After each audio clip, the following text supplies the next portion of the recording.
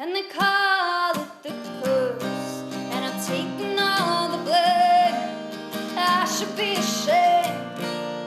How can I fix this now? This wooden witch while it insane. The government is about to sign the death warrant for Manchester. And all the power, we wave the flag, surrender what is left. Hospitality is being punished for something that it's not hospitality's fault. There's definitely a sense in the North we feel like we're getting picked on now. I think it's a different version of the North will come out of this.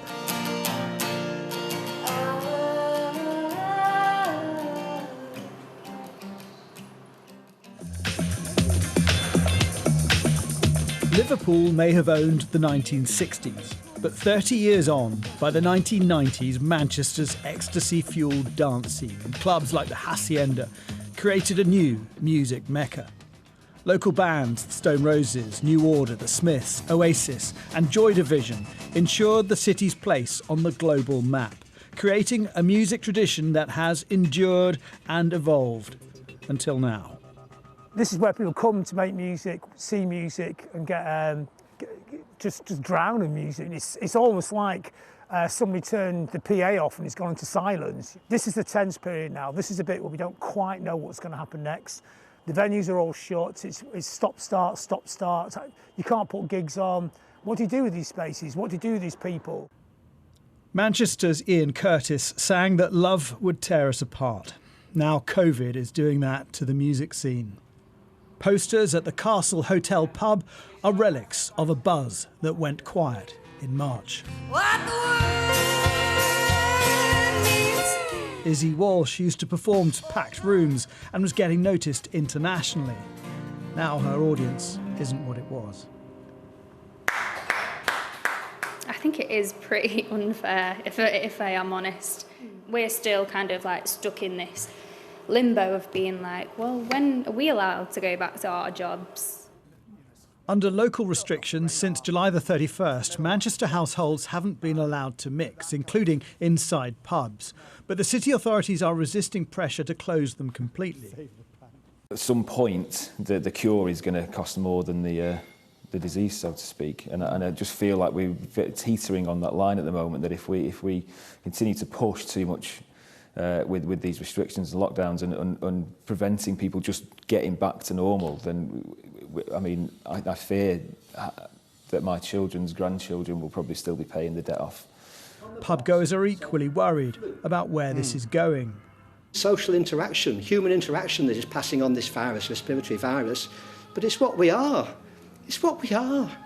It's the very essence of our being. Can you not understand that? It's what we are. If you deny that, it's totalitarian. Along with Mancunian Britpop, the 90s saw the growth of higher education, and Manchester thrived with Europe's largest student population. A diverse gay scene emerged, and a hospitality sector that now employs 420,000 people. Each restriction cuts a chunk out of it, and the coming winter's not helping either. Manchester has this thing that happens on a daily basis called rain, and look at it now. Who's going to sit there? And especially when the temperature drops. Sasha Lord, the Mayor's nighttime economy advisor, is preparing a legal challenge if the government tries to impose Tier 3 restrictions. If they want to close our pubs and our bars down without any scientific evidence, then we've got Queen's Counsel ready. But not everyone agrees. From the Mayor's nighttime economy advisor, I'm now off to meet Andy Burnham's former press officer, who is now shielding. Sally Wheatman was recently diagnosed with cancer and believes the city should help protect the vulnerable. I was at Christie yesterday.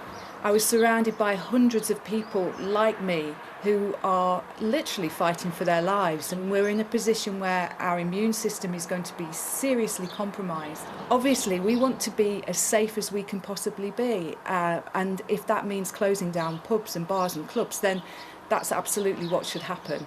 And do you think that is what should happen now? Definitely. I think it should have happened in September.